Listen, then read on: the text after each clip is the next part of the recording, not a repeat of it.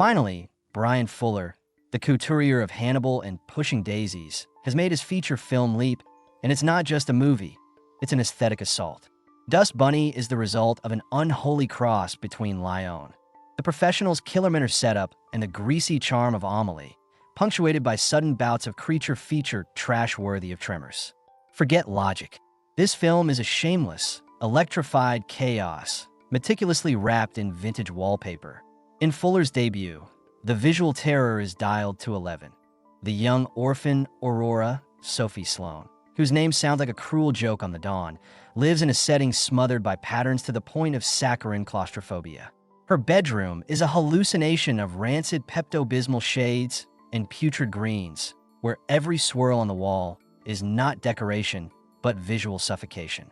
The entire world outside is smeared in colors that look like mustard, crimson, and murky teal, where every resident is a fashion victim dressed in Tom Brown-esque plaid kilts. This is beauty so oversaturated it's begun to rot. Into this sticky, ornamented nightmare bursts a Jaws-like calamity, a gigantic, fluffy, toothed dust bunny monster, which devours Aurora's parents right through the floorboards.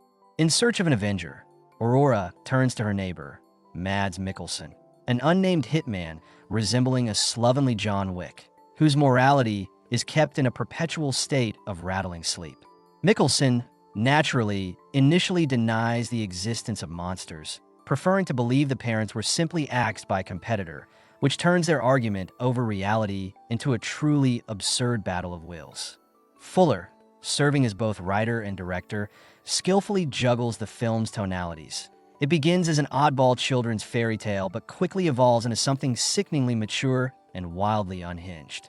Battle scenes utilizing shadow puppets and expressively primitive CGI recall the aesthetic of Sin City and Sky Captain and the World of Tomorrow. This isn't a mistake. It's a deliberate invitation to abandon reality and believe the floor is lava, and beneath it lies a gaping maw. And it works.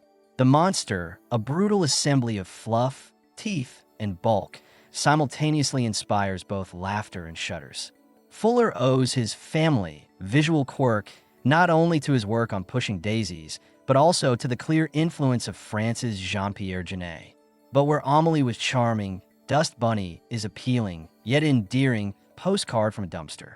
Jeremy Reed's production design manages to turn every scene into a color-saturated, claustrophobic festival.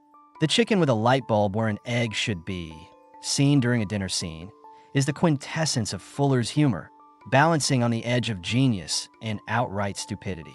The dialogue often lands as dry, Diet Wes Anderson sarcasm, and the running joke about Mikkelsen's character constantly mispronouncing Aurora might feel lazy. Nevertheless, the emotional core is held together by the two leads. Mikkelsen's world-weary killer finds a paternal instinct when his moral compass starts knocking against the realization that he may have saved himself from his own fate. Debutante Sloane is a revelation, whose 10-year-old, yet cynically self-possessed, gaze forces us to take her fantastical claims seriously. And the appearance of Sigourney Weaver as Laverne, a mysterious and arid handler, grounds this flight of fancy with her weary but authoritative presence.